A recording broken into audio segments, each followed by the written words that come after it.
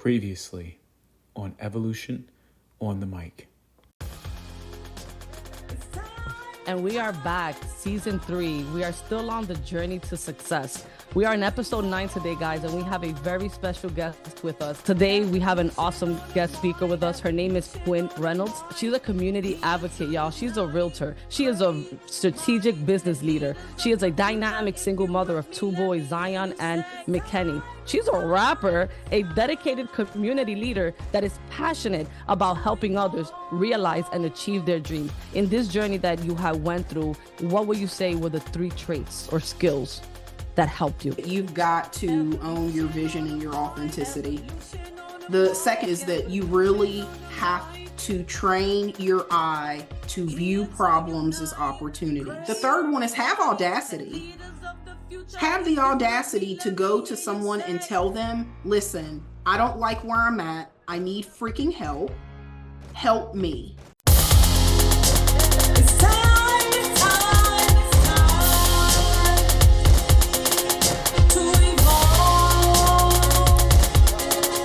Evolution on the mic, evolution on the mic. Here to unite, great minds and leaders of the future. I definitely want to hit on the other three. Antoine hit on, the word, which is definitely important because that's the only way that we're really going to be able to know how to act, how to be, how to react to things, in the midst of our trials and tribulations, because God tells us in every situation, in your love life, in your career life, in your, in every your spiritual life, he tells you exactly what to do. It's a manual. So that's definitely very important. And I want to touch on the other 3 because they're all very important as well. I love how you said your first one was, own your vision and authenticity, because in our lives, we know people that are going to influence us, and their influence may not be what God wants to have us influence to do. And when you don't know yourself, when you don't know your path, when you don't know what God wants of you, it's very easy to get distracted, to listen to podcasts, to listen to music, to listen to things that may distort our vision and God's plans for us. So I like how you said that. And what came to me is shut everything out, and, everybody's thoughts and opinions, and just sit with yourself, sit with God. And what are God's thoughts? What is God's opinions? And what is he saying? Because not everybody in our circle is going to be in alignment with that. And we can get distracted and get off of alignment because of someone that we may admire and respect, whether it's a family member or someone that is on a podcast that we're like, oh, I admire, I want to, I'm impacted by that person, and I'm listening to them. But it's like, God is the one that we go to, and he is the one that's going to give us the information, right? And Ariana, to add to this, okay, you don't sit still and quiet long enough to even hear the voice of God. And this is why having that personal time with your word, I'm not talking about pulling up a sermon and listening to a sermon. That's not what this is. This is you sitting and getting quiet in the dark. I don't care, put on some blinders, something, and sit with your thoughts, because it's going to take a moment before you even get to a place to where all the other voices in your head stop. It takes a moment to get there. And I love that you're pointing this out, because it's probably one of the most important factors in all of the 3 things that I said. When I was doing women's prison ministry, I was asked by the chaplain at the prison she wanted to mentor me. Okay. And she told me something, and this may be very controversial, but welcome to my world. I say things that people don't often agree with. But she told me I needed to step away from the church. And she says something to me that I will always ask myself for the rest of my life. And I hope that you too will ask yourselves, and I hope that your listeners will ask themselves, do you believe what you believe because it's what you were taught to believe? Or do you believe what you believe because the Holy Spirit revealed it to you? 80% of the things that we believe are things that we've heard, that we've taught, or that we've caught. And a small percentage of that is actually our ideas. This is why God tells us to be like little children. When you have kids, you know, they do stupid things. They think that they can climb up on the chair on top of the table and somehow run across chairs, and that they're not going to fall, which is very similar to thinking they can walk on water. God wants us to have that mentality as we go through life. Have the audacity to believe that you can accomplish. But before you can do that, you got to get quiet with your thoughts and hear God. He's not going to scream at you. That's not what he does. So that's a big piece of it. Are you getting quiet with yourself and really owning what it is that you want? Yeah, so I definitely love that, because that's what we spoke about, me and Antoine, and it's part of what we're teaching here is having that meditation time every morning with God, having that relationship with him, because it's through him, and he does speak to us, but God whispers. God doesn't yell, right? But in order for us to hear those whispers, to hear exactly what he needs us to do next and what decisions to make, us, he will tell you. You have to develop that skill to silence yourself and block everything out and just see what it is that you want to do. I mean, we already have enough with our own mind and our own insecurities, so it's kind of like other people blocking them out as well. As much as people may have good intentions, they might distract us, and because we have our own insecurities that we have to monitor and block and believe in ourselves. There's work that we all have to do. So having that is important for ourselves, but also monitoring our circle, who we're allowing to feed into us and to pour into us, and making sure that what they're saying and doing is in line with what we already had that morning with God, what we already know God told us. Are those people telling us things that are in alignment with that? Are they directing us in the path that's going to help us lead into the direction that we need to go? And it's identifying that, and sometimes, cutting people off that are not bringing you to that alignment, because again, it's as tough as it is just on our own trying to get there versus having people kind of weighing us down, sorry, you gotta go.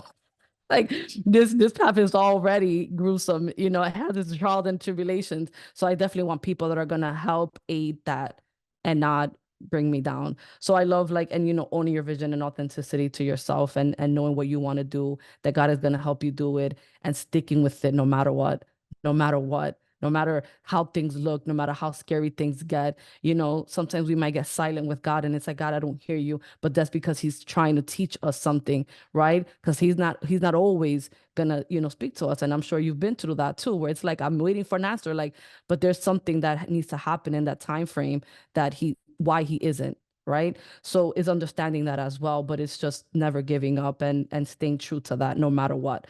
So I love that. And the second one that you mentioned which was one of my favorites, is shifting your eyes to that every problem is an opportunity, right?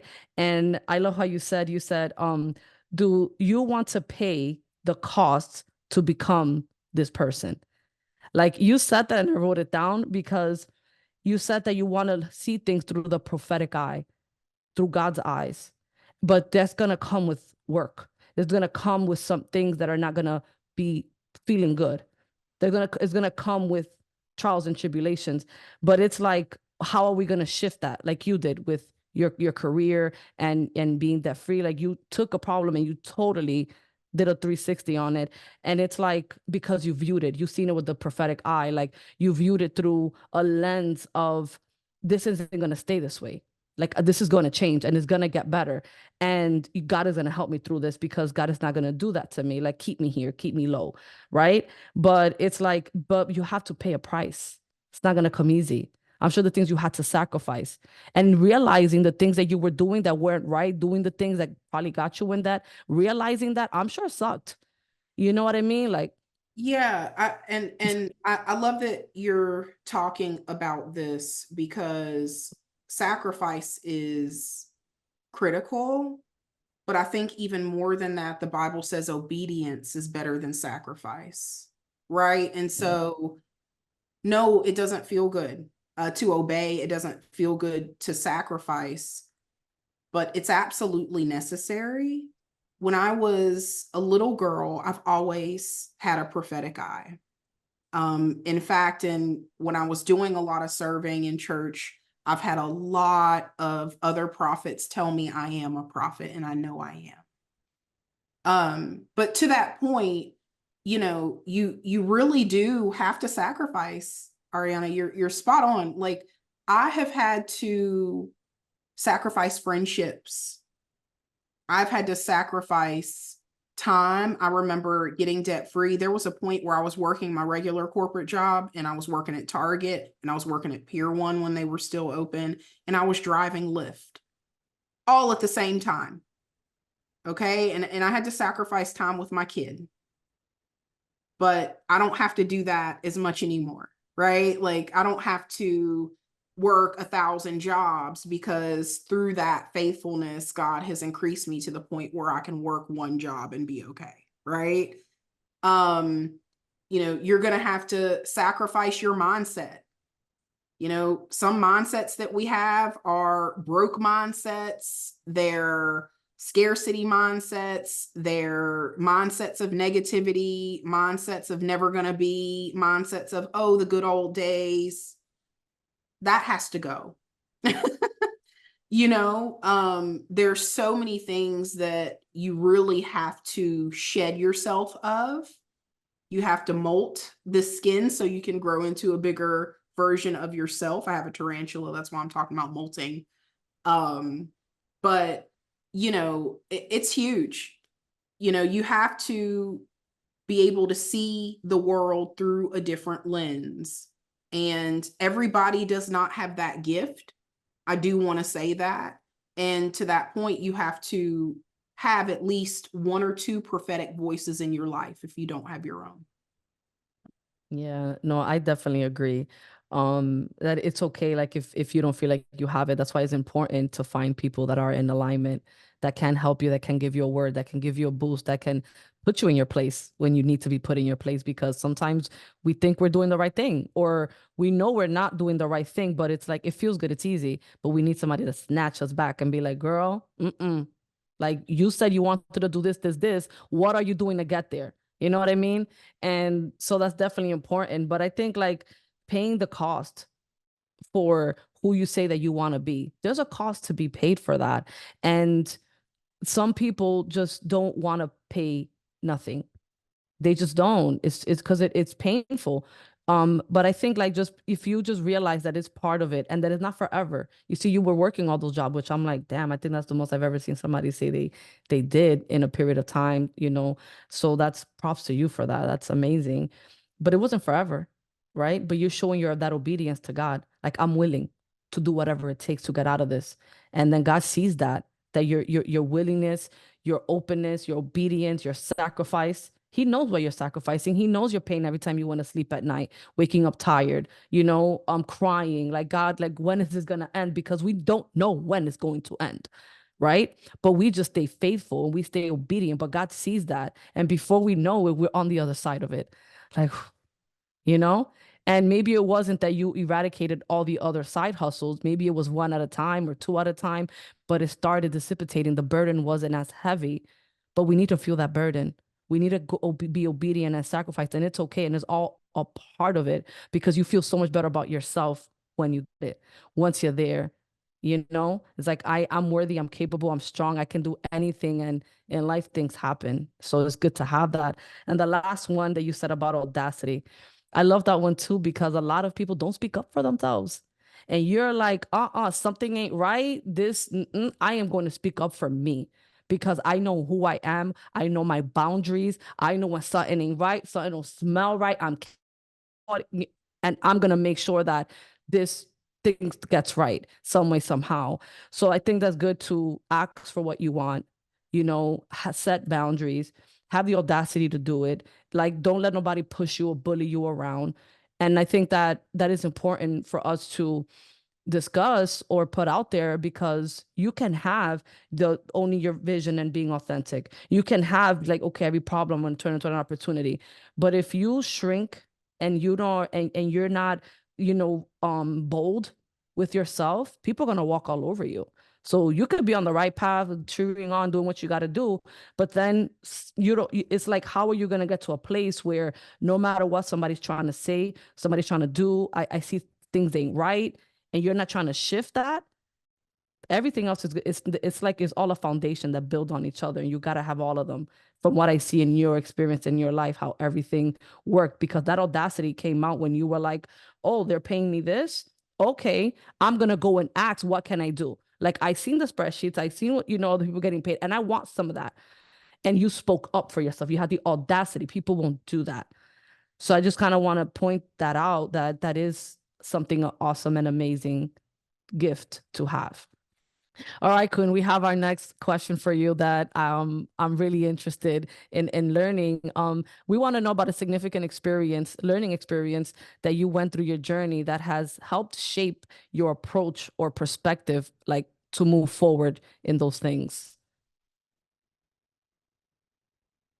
Okay.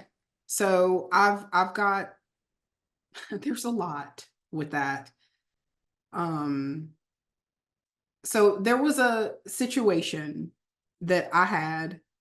This was with my corporate job, and there's a guy that works there.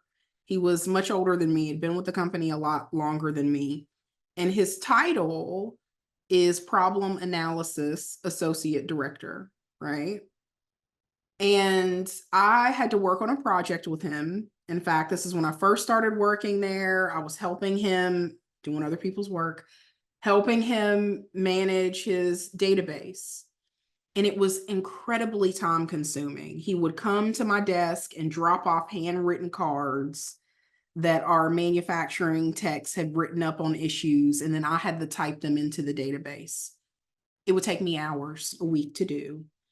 And finally, I was like, you know what? We are going to make this digital. I'm going to create a digital form for these technicians to enter in. I'm tired of not being able to read these, and we're going to type them in. And he was like, well, this is the way we've always done it. And I'm like, I understand that, but you're asking me to do it now. And so we're going to make this more efficient. Long story short, I began to build the form. We had multiple meetings about it, and it was going well. But every time we would get in a meeting, he would literally pick apart the solutions that I was trying to put in place.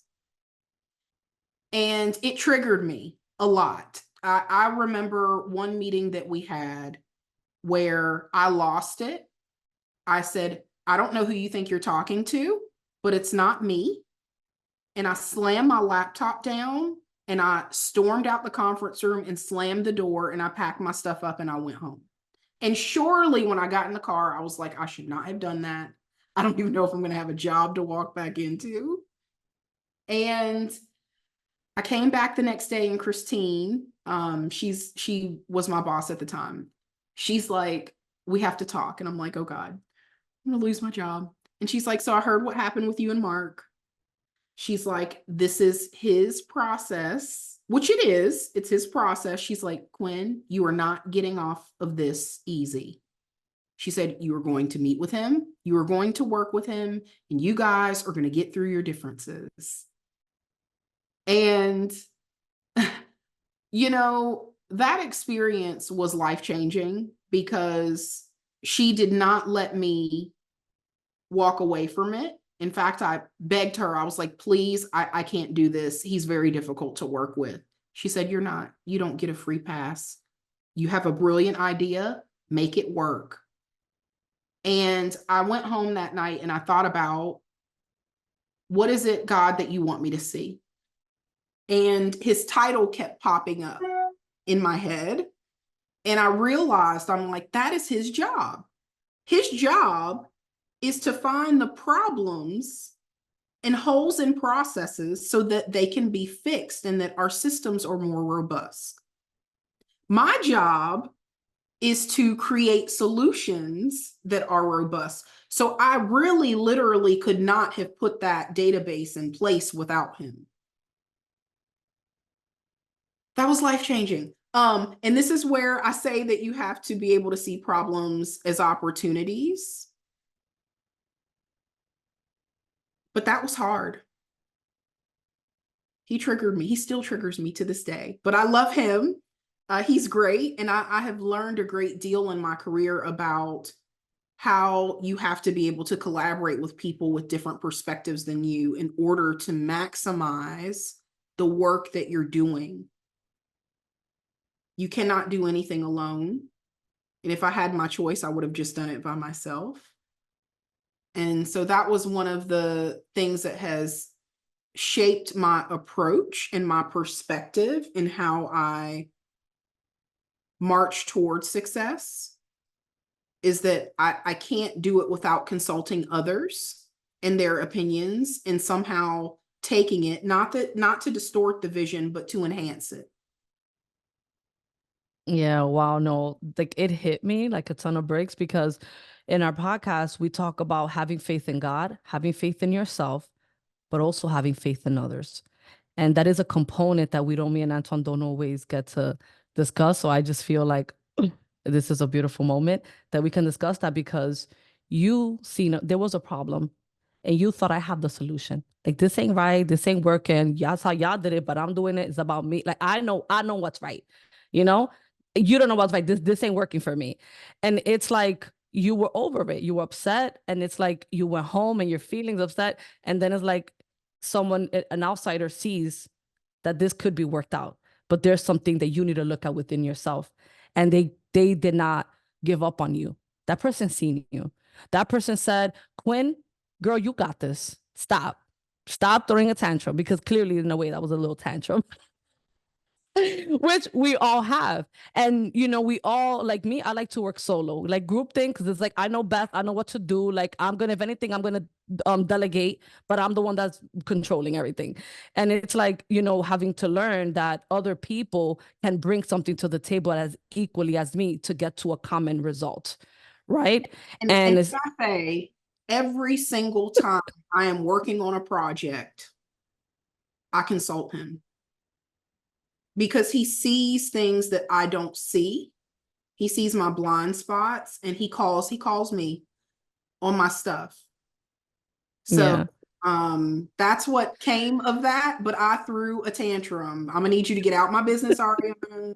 You can't call me out like that, but I threw a tantrum. You know what I mean? Like, I just know human behavior, and that's just what it is. And I'm just gonna call it if I see it. But and there's nothing wrong with that, because we're all little big children. Like, we're all adults, but inside we're all big babies. We want to feel important. We want the attention. We want to be right. Like, we just, you know what I mean? But I love how you said that you went into God and He showed you, like, like you don't need to always figure everything out. Like, I am here, I figure everything out, and your job is just to be a steward. Your job is just to be a vessel, and it's going to take other people around you to also bring something to the table. It doesn't know it, like God brings everything to the table, for us. But when we are having to bring something to the table, it's also going to take other people and everything. So I love that, God gave you that lesson and you took it. You know what I mean? And everything that you've gone through, I've seen that you went to God and He told you something, or you've seen something, you had a perspective shift, and you're like, this is what I need to change. And I've seen that in every situation, you've always been open and willing to shift. You've always been open and willing to say, okay, I'm not just going to throw in the towel and run, even though I'm sure your first instinct is to run, right? The opposite way of the problem, but you run towards the problem, and it's like, okay, what can we do? And so this day you're admitting you're still even working on that. You're still working, like He still like triggers you in some way, but that's okay. But having that understanding that we also need to have faith in others, that others can contribute, that others can bring value, that others can teach us something that we don't know it on. That's okay. We might think that the way we do it may be best for us, but is it best for the whole? So working in a team or working with other people, having them contribute can make something that you could bring good. They can bring it great, magnificent, mind-blowing, that can help other people, because not everybody thinks and does things like Quinn. Right? So it has to be a collective things of other people and their perspective to create something. So I love how that came in, because we do need to have faith and trust in others. That is very important in the path of life that we all have. So, thank you for bringing this up and kind of bringing that home. My last question to you, Quinn, would be, where do you see yourself in 5 years from now? I know that's like far from now, you're probably like, girl, I don't even know what I'm having for dinner tonight. But you know, if you were to just think about in your heart, like what you would like to see, like where is your mind and your heart at? What will that look like for you in 5 years from now? So I am an incredible visionary. And I'm always thinking about 5 or 10 years from now and what Amazing. I'm going to be doing. For me, God willing that I even see 5 years from now, right? I would say one big goal is to have 5 long-term investment properties over the next 5 years, that I would have a $5 million net worth in the next 5 years, and that I will have served 500 families in underserved and marginalized communities, ushering them into home ownership and helping them build wealth and a legacy for their family. Wow. Hope that in 5 years that McKinney would feel seen and accepted, and that he would be able to be his authentic self 5 years from now. He's already battling with that as a 5-year-old, right? And I would hope to just be living my best life with my husband and, you know, my vacation, having vacations or solo vacations with my girls or something 5 years from now. But ultimately, I would say just creating the life that I know God has designed, that I'm still living out my mission to pursue justice, to pursue equality and peace in my community. Wow, that is beautiful. And amen to everything you said. And I pray for you and your family that everything that you desire, everything that you wish for, and everything that you're striving for, you're sacrificing for. I just want to tell you that God sees you. God sees you, girl. I see you. Antoine sees you, and everything that you want in your life is right there for you. Like there's nothing that's going to stop it from happening. Your properties, your vacations, your son seeing himself, you learning more of yourself, and you sharing your life and your world with all the people that you want to impact. All those things are going to happen for you because, girl, you have the sauce. You have the recipe. Just keep cooking it up. Okay? Thank you so much. And you know, Ari, I and Antoine, I really want to leave you guys with something, if I may. You're talking about success. You've got this great series, and I really feel like this needs to be said. That when you're on the road to success, that you should be figuring out, there's actually 4 things I would say that you want to own. And one of them would be figure out how you can do less to accomplish more. I feel like people have this vision of success that you have to do all of these things and they have to be big and grandiose. But I would argue, just from my own personal journey, that it was all of the little things that I did, the little S's, not the big S, but the little S's of success. Like how you carry yourself when you're in the room. The little S, do people love working with you? The little S, are you getting rest at night? The little S, are you setting boundaries around your time and your talents? How can you do less and accomplish more? That to me is a mark of success. The other part, or the sister to that, would be saying no so that you can say yes to the things that matter the most. To be successful, you don't have to say yes, yes, yes, I'm going to do this. Yes, I'm going to do that. No, say no. Say no, and know that it's a complete sentence. It's a complete sentence. You don't have to explain, no, I've got things to do. Just know. Be comfortable and confident and own your authenticity in saying no, and stop saying yes to everything just because you think it makes sense. Because half the time it doesn't. If you have a personal mission statement written down, you would know that. And the other thing would be rest. sleep. We are not hustle culture. Can we cancel it? Because hustling is not sexy. Part of my story, and we didn't have time to get in that today, is I was on drugs for 17 years and I hustled. Hustle culture is not sexy. It's not. So get rest when you need it. If your body is tired, honor your body. I would say if you could take 2 or 3 rest days a week, do it. Work hard the other 4. And then my biggest piece of advice when it comes to your circle, don't trust people who can't steward time well.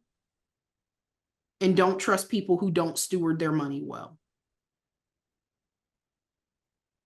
And if you do those things, I would say that will help you maintain focus as you are on your path to success. Wow. I could not leave without telling you that. Oh, you can't drop that one piece about you were on drugs for 17 years at the end of the right? podcast. I was like a cliffhanger.